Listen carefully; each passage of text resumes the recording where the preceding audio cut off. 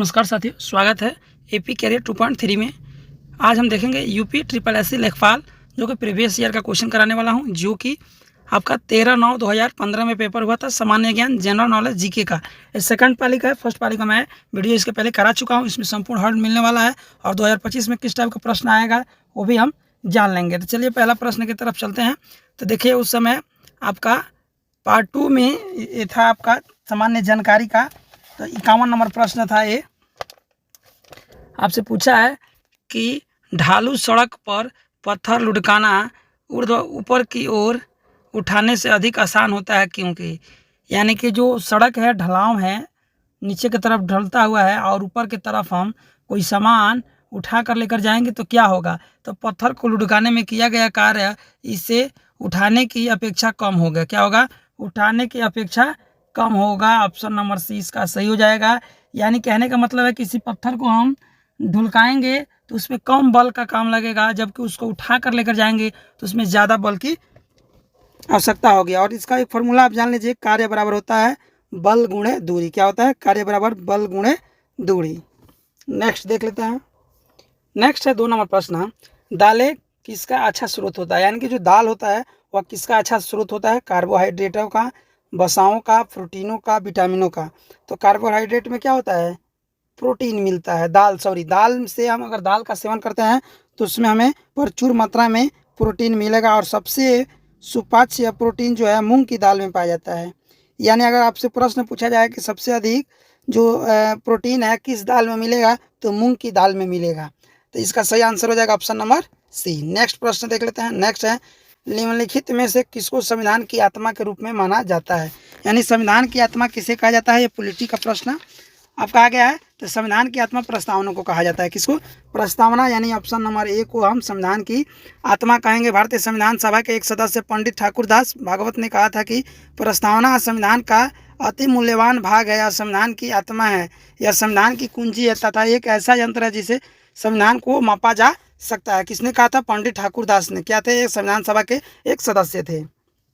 Next देख लेते हैं। नेक्स्ट है, जून 2015 के चौथे सप्ताह में 2 उद्यमियों और अनेक नागरिक निकायों के बीच अवशिष्ट प्रबंध पर समझौता कहाँ पे हुआ था? ये देखिए, 2015 में प्रश्न आया गया था जून में और पेपर हुआ था आपका सितंबर में। 3 महीना पहले से करंट अफेयर्स आपका पूछा था। तो ये एक बात जान लीजिए कि करंट अफेयर से प्रश्न पूछे जाएंगे। तो इसका सही आंसर हो जाएगा ऑप्शन नंबर बी। कहाँ पे हुआ था समझौता? असम में हुआ था। चलिए नेक्स्ट देख लेते हैं। नेक्स्ट है एनपीपी। क्या एनपीपी से क्या अभिप्राय है? यानी आपका एनपीपी का फुल फॉर्म पूछा है, क्या होगा? तो national population policy. National population policy.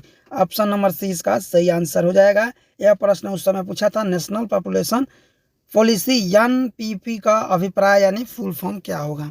Next है आपका, सविनय अवज्ञा आंदोलन का मुख्य उद्देश्य क्या था? सविनय अवज्ञा आंदोलन का मुख्य उद्देश्य क्या था? तो नमक कर के विरोध। क्या? नमक कर के विरोध था। क्या? नमक कर के विरोध था सविनय अवज्ञा आंदोलन। कौन शुरू किए थे? तो गांधी जी ने शुरू किए थे। गांधी ने दांडी के समुद्र तट पर नमक कानून का उल्लंघन करके सविनय अवज्ञा आंदोलन का शुभारंभ करने का निश्चय किया था। नमक को इस आंदोलन का एक प्रमुख मुद्दा बनाया गया, क्योंकि सरकार ने इस अत्यावश्यक वस्तु की बिक्री को नियंत्रित कर रखा था। उस पर करारोपण कर दिया गया था। यानी कि नमक जो था बहुत ही उपयोगी चीज़ था। इसको दैनिक जीवन में डेली इसका यूज था। इस पर कर लगाने के विरोध में, नमक कर के विरोध सविनय अवज्ञा आंदोलन चालू किया गया था। और किसने किया था? तो गांधी जी ने। कहाँ से? तो दांडी के समुद्र तट से। नेक्स्ट देख लेते हैं।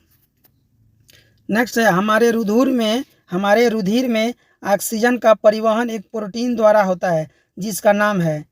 क्या है? हमारे रुधिर है में ऑक्सीजन के परिवहन एक प्रोटीन के द्वारा होता है। उसका नाम क्या है? Haemoglobin, creatine, collagen, myoglobin. तो इसका सही आंसर हो जाएगा हीमोग्लोबिन। क्या?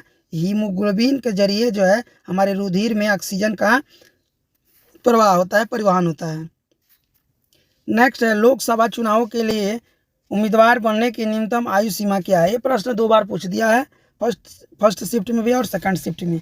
क्या दिया है? लोकसभा के चुनाव में न्यूनतम आयु कितनी होनी चाहिए? तो 25 साल होनी चाहिए। कितनी? 25 साल। और राज्यसभा के लिए कम से कम 30 साल होना चाहिए। नेक्स्ट आपका एक प्रश्न नेक्स्ट है, सॉफ्टबैंक डैश और फॉक्सकॉन टेक्नोलॉजी ग्रुप ने एक संयुक्त उपक्रम एसबीजी क्लीनटेक बनाया है जो ग्रीन एनर्जी प्रोजेक्ट में 10 वर्षों में लगभग 20 बिलियन का निवेश करेगा। उसका नाम क्या है और कौन सा इसमें शामिल था? इसमें था भारतीय इंटरप्राइजेज। कौन? भारतीय इंटरप्राइजेज, ऑप्शन नंबर बी। यानी सॉफ्टबैंक, भारतीय इंटरप्राइजेज और फॉक्सकॉन टेक्नोलॉजी ग्रुप में एक साथ संयुक्त उपक्रम एसबीजी जो है, यस मतलब सॉफ्ट, बी मतलब भारतीय और जी मतलब फॉक्स टेक्नोलॉजी, ये तीनों लोगों ने मिलकर 10 वर्षों के लिए ग्रीन एनर्जी प्रोजेक्ट तैयार किया था। नेक्स्ट है आपका प्रश्न, केंद्र सरकार के विकास व्यय में कौन शामिल नहीं है? केंद्र सरकार के विकास व्यय में कौन इसमें से शामिल नहीं है? तो रक्षा व्यय। कौन?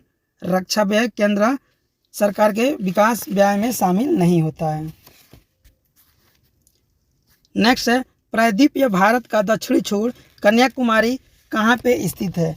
कर्क रेखा के उत्तर में है, भूमध्य रेखा के दक्षिण में है, मकर रेखा के दक्षिण में है, भूमध्य रेखा के उत्तर में है।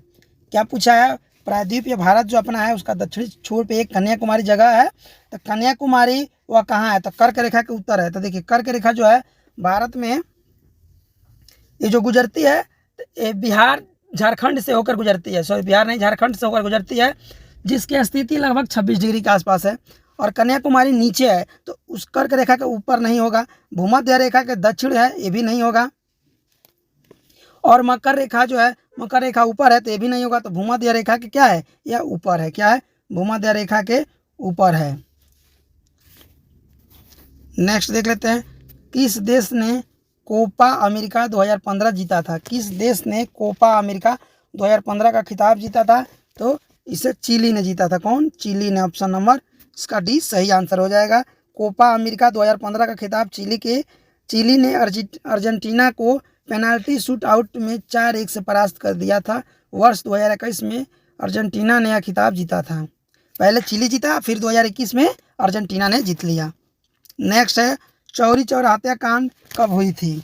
पूछा है चौरी चौरी हत्याकांड। तो देखिए 4 फरवरी 1922 को हुआ था। 4 फरवरी 1922 को। इसमें 5 फरवरी दिया है, 5 फरवरी दिया है, लेकिन ये 4 फरवरी को हुआ था। तो ऑप्शन नंबर डी जो है होने की संभावना था, लेकिन अगर 4 फरवरी दिया होता तब।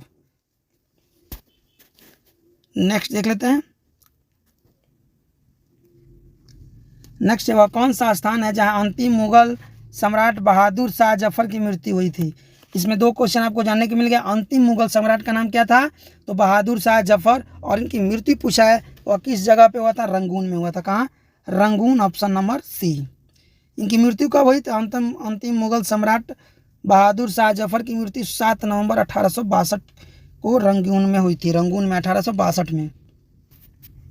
नेक्स्ट, निम्नलिखित में से कौन कैबिनेट स्तर का होता है? कैबिनेट स्तर का कौन सा होता है? तो विपक्ष का नेता। कौन? विपक्ष का नेता जो है कैबिनेट के स्तर पे होते हैं। नेक्स्ट, नेपाल भूकंप त्रासदी के दौरान भारत सरकार द्वारा संचालित किए गए बचाव कार्यों रेस्क्यू ऑपरेशन को कौन सा नाम दिया गया था? देखिए 2015 में आपका भूकंप आया था मई में। कब? मई में भूकंप आया था, 12 को आया था, फिर 21 को आया था।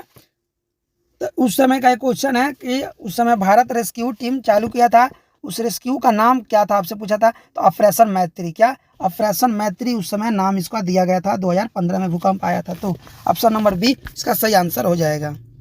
नेक्स्ट है, अंतर्राष्ट्रीय गमन माइग्रेशन क्या है? अंतर्राष्ट्रीय गमन या फिर माइग्रेशन क्या होता है? तो देशों के बीच लोगों का संचलन। क्या? देशों के बीच लोगों का संचलन। ऑप्शन नंबर सी इसका सही आंसर हो जाएगा। यानी आने जाने को अंतर्राष्ट्रीय गमन कहते हैं। यानी पर्यटन के लिए, रोजगार के लिए, परिवार के लिए, मनोरंजन के लिए, व्यापार के लिए एक देश से दूसरे देश या अन्य देश में जाने आने को अंतर्राष्ट्रीय गमन या फिर माइग्रेशन कहा जाता है। नेक्स्ट है, निम्नलिखित में से सबसे अधिक ऋण विद्युतीय तत्व कौन है? यानी किसमें ऋण आयन सबसे ज़्यादा होते हैं? Sodium, bromine, fluorine, oxygen. तो सबसे ज़्यादा फ्लोरीन में होता है। क्या? सबसे ज़्यादा जो है विद्युत ऋण फ्लोरीन का होता है, Fe का होता है। किसका? Fe पे माइनस चार्ज होता है सबसे अधिक। नेक्स्ट है, 16 अगस्त 1946 को प्रत्यक्ष कार्रवाई दिवस मनाया गया। किसके द्वारा 16 अगस्त 1946 को प्रत्यक्ष कार्यवाही दिवस मनाया गया, किसके द्वारा मनाया गया था, ये आपसे प्रश्न पूछा है। इसे मनाया गया था मुस्लिम लीग द्वारा, किसके द्वारा, मुस्लिम लीग द्वारा।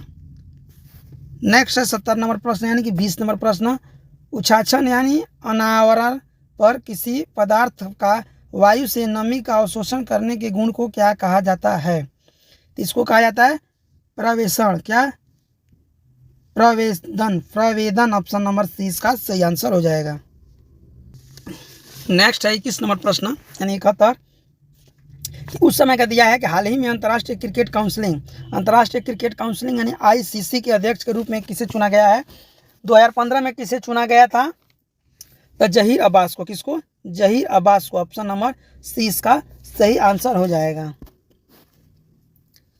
नेक्स्ट है भारत की उच्चतम वार्षिक वर्षा कहाँ पे दर्ज की गई है। सबसे अधिक बरसात है, सबको पता है, बहुत बचपन से आप रटते आए होंगे, मौसिनराम मेघालय, क्या, मौसिनराम मेघालय में सबसे अधिक वर्षा दर्ज की गई है। नेक्स्ट है निम्नलिखित में से कौन सी समिति ने मूल कर्तव्यों को संविधान में सम्मिलित करने का सुझाव दिया था। कौन समिति जो था मूल कर्तव्यों को संविधान में जोड़ने का सुझाव दिया था, तो स्वर्ण सिंह समिति। कौन, स्वर्ण सिंह समिति, ऑप्शन नंबर बी। नेक्स्ट है शतपथ ब्राह्मण और तैत्तिय ब्राह्मण डैश के ब्राह्मण मूल पाठक है, किसके हैं, ऋग्वेद के ब्राह्मण मूल पाठक है, यजुर्वेद के, सामवेद के, अथर्ववेद के, तो ये जो है आपके अजुर्वेद के हैं, किसके, Yajurveda. Option number B. Next और अंतिम प्रश्न है कि मथुरा, डिगबोई और पानीपत में परिष्करणशालाएं किसके द्वारा स्थापित की गई थी, यानी कि वहाँ पे परिष्करणशालाएं जो है मथुरा में, डिगबोई आपको जगह पता होगा, यहाँ पे तेल संशोधन हुआ था। तो डिगबोई में इंडियन ऑयल कॉरपोरेशन लिमिटेड के द्वारा यहाँ पे मथुरा, डिगबोई और पानीपत में परिष्करणशालाएं हुए थे, यानी कि ऑप्शन नंबर जो है सी इसका, option number A Indian oil corporation limited द्वारा किया गया था, Indian oil corporation limited. Option number A इसका सही आंसर हो जाएगा। वीडियो कैसा लगा कमेंट करके जरूर बताइएगा। पार्ट 4 जल्द ही आपको आने वाला है, ग्रामीण विकास से रिलेटिव और मैथ का आपका एक शिफ्ट में, दोनों शिफ्ट का एक ही वीडियो में आपको मैं प्रोवाइड करने की कोशिश कर रहा हूँ, मैथ स्पेशल। तो अगर चैनल पर नए होंगे तो चैनल को सब्सक्राइब कर लीजिए, लाइक कर दिए, अपने दोस्तों के पास शेयर करना ना भूलें। Thank you.